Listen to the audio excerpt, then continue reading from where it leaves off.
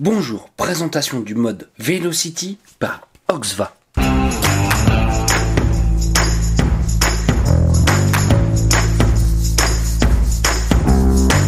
Oxva nous revient avec un mode, cette fois-ci avec plusieurs options, ça on va voir ensemble. Oxva est connu pour le Origin et Origin X, un pod mode. Cette fois-ci, ils nous reviennent avec cette version d'un mode où on va pouvoir avoir plusieurs possibilités.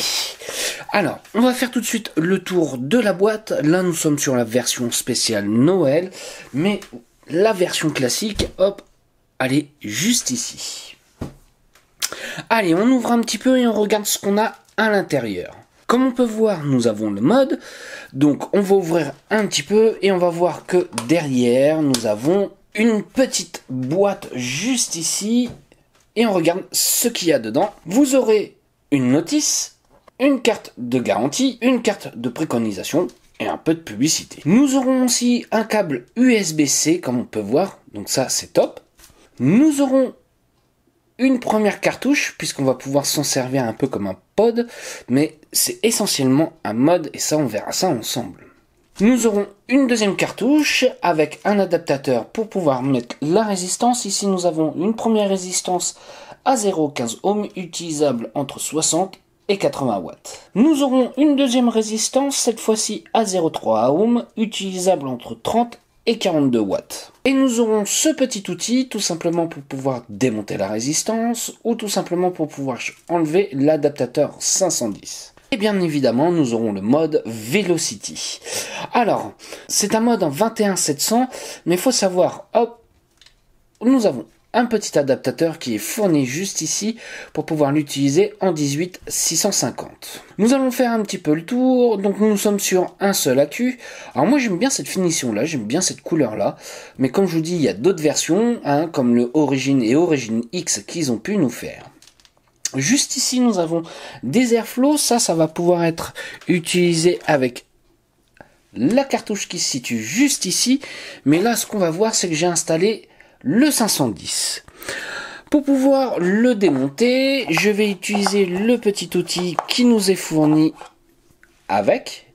Donc, je vais le visser. Et là, je vais mettre sur le côté. Et on peut voir que j'ai commencé à démonter. Alors, il y a un petit coup à avoir, parce que c'est pas si simple que ça. Ça tient très bien. C'est aimanté, et puis en même temps, c'est bien bloqué sur les côtés. Donc, faites attention. Voilà, ça tient bien, faut y aller. Une fois que je vais avoir démonté mon adaptateur 510, je vais pouvoir installer ma cartouche. Je vais tout simplement la poser et cliquer. Alors on va faire un tour rapide sur la cartouche, ça on l'essayera en plan large ensemble, bien évidemment. Le remplissage, je trouve que c'est super bien pensé, il se trouve juste ici, à ce niveau-là. On va pas devoir démonter la cartouche pour pouvoir faire le remplissage. Au niveau du remplissage, flacon pipette. Voilà, flacon twist, ça va être un petit peu trop juste. C'est un peu dommage, ils auraient pu nous faire quelque chose d'un petit peu plus grand. Bon, ok, c'est pas méchant, mais c'est un petit plus. Allez, on va faire le tour des fonctionnalités. Donc j'ai remis mon 510, je vais mettre un atomiseur pour pouvoir éviter d'être embêté.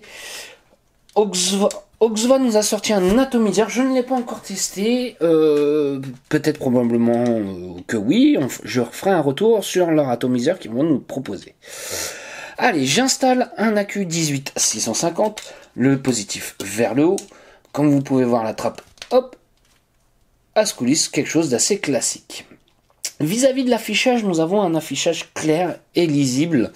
Donc nous aurons la marque, la capacité de l'accu, ce qui nous reste. Au niveau de la charge, nous avons le mode Power, nous sommes à 40 watts et nous pourrons monter jusqu'à 100 watts sans souci en mode Power. Nous avons la valeur de résistance, nous avons les volts, le temps de la dernière puff, le nombre de puffs que l'on a pu faire avec. Pour pouvoir entrer dans le menu, nous allons cliquer 3 fois sur le switch. Là, nous voyons que nous avons le mode Smart. Le mode Smart, ça va être utilisé avec ces cartouches-là, pour éviter de griller la résistance, selon la valeur, ça va se bloquer. Le mode Power, c'est une fonction classique. On va pouvoir l'utiliser sur un mode normal. Nous avons la fonction Volt, pour ceux qui n'aiment pas les watts, fonctionner en volt. Et nous avons cette petite fonction couleur, où on va pouvoir changer l'affichage. Donc là, hop, je me suis mis en orange. Hop, là, je me suis mis en vert. Là, par exemple, je me mets en rose, hein, un côté un peu girly. Alors, j'aime bien le côté bleu. Donc je viens de me remettre en bleu et nous avons la fonction Exit, c'est pour pouvoir sortir. Bien évidemment, pour allumer et éteindre la box, il suffira de cliquer 5 fois. Comme autre fonctionnalité, quand nous appuyons sur le switch et le plus, on ira directement sur le mode couleur que l'on souhaite.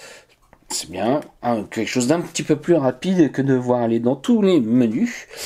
Pour pouvoir, alors vous voyez, je me suis remis à une puff. Pour pouvoir remettre à 0, il suffira de switcher et moins. Et hop, voilà, je suis revenu à 0. Pour pouvoir verrouiller les boutons, il y a un truc assez sympa, c'est pas tous qui le font, mais il y a une bonne majorité, mais c'est quelque chose à souligner, c'est qu'on va pouvoir bloquer le plus et le moins, mais pas le switch en même temps. C'est-à-dire qu'on pourra toujours switcher, mais on ne changera pas la valeur si par exemple on met dans notre poche ou ce genre de choses, ça nous évitera de reprendre le mode à 100 watts alors que c'est fait pour fonctionner à 40 watts. Ça, je trouve ça bien. Ce qu'il faut faire, c'est tout simplement appuyer sur plus et moins en même temps. Nous n'avons pas le contrôle de température dessus. Oui, je suis d'accord. Bon, après, on n'est pas là pour ça non plus. C'est pas ce que je recherche. Là, par contre, on va avoir un mode en 21700 avec de l'autonomie pouvant aller jusqu'à 100 watts sans souci. Donc ça, c'est avec la fonction 510. On va essayer avec la cartouche, avec le mode Smart. Donc là, j'ai installé la cartouche. Alors, les résistances, on va pouvoir changer, il n'y a pas de souci. Alors par contre, cette fois-ci, ça va pas être comme l'adaptateur 510 où on est clipsé et aimanté. Là, on sera tout simplement aimanté. Donc pour pouvoir l'enlever, ça sera plus simple que le connecteur.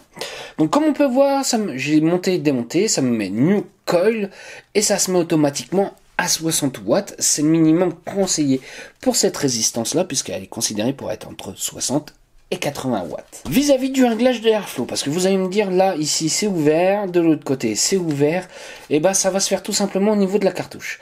Attention, une fois tout ouvert, c'est franchement très aérien. Sur cette cartouche-là, ils nous ont proposé un petit RBA. On va voir ça tout de suite. Voici ce petit RBA dans sa boîte. Nous allons voir ce qui est fourni à l'intérieur. Donc nous aurons un petit sachet avec des vis de remplacement, des O-rings. Mais surtout, ce qu'on va pouvoir voir, c'est ici, nous avons un petit ajout de pièces à l'intérieur du plateau pour pouvoir passer en MTL. Puisqu'il faut savoir que ça va être du DL à la base. Ce qui est bien, c'est qu'ils ont pensé pour ceux qui aiment faire un petit peu plus de nuages. Bien évidemment, nous avons ce petit plateau. Je continue. Et nous avons un petit sachet hop, avec du coton et une résistance de fourni. Et c'est là où on voit. Vous voyez un peu la résistance qui est dedans. Elle est quand même franchement belle. C'est celle qu'on va utiliser. Vous allez voir que du coup, on va avoir de la place. Allez, j'ouvre un petit peu. Alors bien évidemment, comme je disais, ça va être du DL ou alors du MTL. Donc ils nous ont fourni un drip tip supplémentaire pour le MTL. Nous avons cette petite base. Cette base va nous servir une fois qu'on va installer ce plateau RBA dans la résistance, enfin dans le tank pour pouvoir le poser. Vis-à-vis de l'airflow, comme vous pouvez voir, nous avons hop, un très grand ouvert, mais on va pouvoir le tourner pour pouvoir mettre une vape plus restrictive. Je démonte un petit peu. Là, vous voyez juste ici, nous avons le 510 pour pouvoir hop, faire sa résistance ainsi que la stabiliser. Donc ce petit adaptateur, je vais l'installer sur le plateau 510, puisqu'à la base, ça va être surtout plus un mode que vraiment un pod. Voilà. Hop, je le mets de côté, puisqu'on va s'en servir après. Je continue de démonter. Et voici ce RBA. Ce qu'on voit tout de suite, c'est qu'on a de la place et surtout un très gros airflow. Oui, il est relativement très gros. Au niveau du cotonnage, ce genre de choses, rien de bien compliqué. Vous mettez votre single coil, vous redescendez votre coton sur les côtés, et nous avons les arrivées de liquide de chaque côté. Donc comme je vous disais, là nous avons le 510, mais quand on va pouvoir installer dans le plateau, enfin dans le tank, il faudra rajouter cette pièce-là, voilà, pour pouvoir installer la résistance. Allez, je pose mon coil et on voit ça tout de suite après. Comme vous pouvez voir, j'ai installé ma résistance. Nous sommes sur un axe de 3 mm. Donc autant dire, on va pouvoir mettre un beau coil. Je vais voir s'il chauffe correctement. On chauffe bien de l'intérieur vers l'extérieur. Donc on est bon. Je positionne mon coton. Donc je vais utiliser le coton qui nous fournissent avec, puisque j'ai utilisé le coil. On va voir ce que ça va nous donner. J'ai installé mon coton, comme on voit, rien de bien compliqué. Je l'ai bien faire descendre jusqu'en bas. Alors, moi ce qui va m'intéresser, c'est de mettre un petit peu de liquide et surtout voir comment ça va shooter. Alors, nous sommes, comme bien indiqué sur la valeur du petit sachet qui nous est fourni, nous sommes bien à 0,3 ohm. Hop, voilà. Je vais m'installer à 40 watts. Eh ben écoutez, ma foi, ça a plutôt bien fonctionné. Allez, je referme l'ensemble. Surtout faites bien attention de bien couper les pattes le plus court possible à ce niveau-là. Sinon, quand on va remettre, ça va nous faire un court-circuit. Donc c'est là où je conseille toujours, vous voyez, vous remettez votre cloche, vous la resserrez et vous essayez de voir. Si ça shoot pas, c'est que vous avez un court-circuit. On shoot, donc c'est bon. Allez, maintenant on va installer cette résistance là, hop, dans notre cartouche. Donc j'enlève mon adaptateur 510, que je vais, hop, insérer mon adaptateur pour la cartouche. Voilà. J'ai tout bien serré. Je m'ouvre au maximum. J'utilise la cartouche qui est destinée aux résistances. Hop, voilà. Je vais mettre un petit peu de liquide. Donc oui, là, oui, flacon pipette, c'est ce qu'il y a de mieux. Les autres résistances, ça va être un petit peu compliqué. Voilà. J'ai rempli, je mets ça de côté, je referme. Moi j'aime bien cette petite cartouche, elle est bien pratique vis-à-vis du remplissage. Le fait qu'elle soit au-dessus, c'est ça qui m'intéresse, c'est qu'on n'a pas besoin de tout démonter pour pouvoir avoir accès. Voilà, ça me reconnaît ma valeur de résistance, j'ai remis ma cartouche, tout est bien enfoncé, et ça shoot tout de suite. Allez, maintenant on va aller se voir en plan large pour voir comment ça va.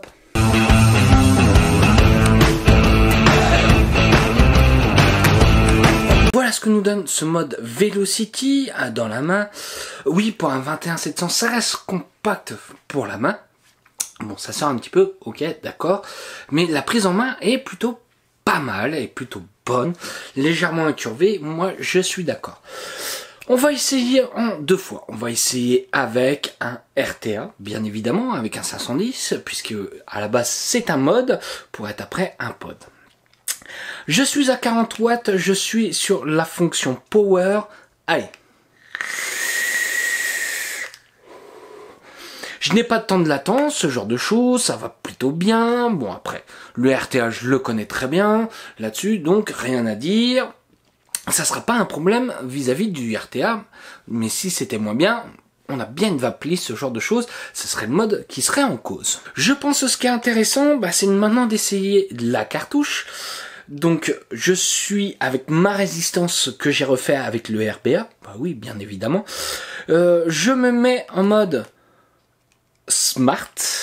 Je suis à 40 watts, ça me dit 3 volts 5 pour une résistance à 0,3 ohm. Allez, on se fait une petite barre. Écoutez, avec le petit RBA, ça balance plutôt bien. On n'a pas une vape encore trop chaude avec. Les saveurs sont plutôt très bonnes, je ressens bien mon petit liquide, mon petit custard, mon petit gourmand avec, pas de souci. Attention, on est aérien quand c'est tout ouvert, nous ne sommes pas sur un DL restrictif, mais bien sur un DL bien ouvert. Donc là, je dis oui, ok, d'accord. Les résistances, je les ai testées, les résistances préfaites, elles sont plutôt bonne dans l'ensemble. Les saveurs sont bonnes, la restitution, la quantité de vapeur, ce genre de choses, c'est très bon. Moi, je trouve très pratique ce petit tank pour pouvoir en faire le remplissage, mais surtout ce kit-là, si je peux dire ce kit-là, ça va être intéressant pour quelqu'un qui veut débuter. On va pouvoir faire quelque chose d'un petit peu plus restrictif, puisque là, comme je dis, on était ouvert à fond. Hop, moi tout ouvert, franchement, c'est trop. Je referme un petit peu. J'ai une vape beaucoup plus serrée. L'airflow est relativement très précis, donc on va pouvoir faire quelque chose d'un petit peu plus serré, style MTL, ce genre de choses, pour quelqu'un qui débute, avec un petit peu de sel de nicotine, ça sera idéal pour lui. Il veut évoluer, il n'a pas besoin de racheter de matériel. Toujours en 21700 avec l'AQ, ou en 18650 avec l'adaptateur si on le souhaite. On va mettre, hop, par exemple, mon 510, je veux passer en reconstructible ou utiliser un autre ato, ça ne posera aucun problème. Donc là, ouais, je suis d'accord, c'est plutôt bien pensé. On est vraiment plus sur un mode qu'un pod. Dans ce côté-là, voilà. C'est quelqu'un, oui, ça a un coût au départ, mais ça reviendra bien moins cher que de devoir acheter plusieurs matériels, commencer sur quelque chose de débutant, ensuite aller sur une box, en plus après aller sur un ato, ce genre de choses. Ça sera plus économique. Ouais, moi je dis oui. Oxva nous a fait quelque chose qui fonctionne bien. Je suis ok. Ouais. Est-ce que c'est indispensable? Celui qui a le Origin X, qui veut un peu plus d'autonomie, avec un 21700, allez-y, foncez. Vous allez vous faire plaisir avec celui-ci, avec les différentes finitions, ce genre de choses. Donc voilà, oui, moi je valide ce petit dernière nouveauté de chez Oxva, le Velocity. Allez, si vous avez des questions, j'y répondrai avec un grand plaisir. Je vais vous souhaiter une bonne journée, une bonne soirée ou un bon week-end. Salut à tous!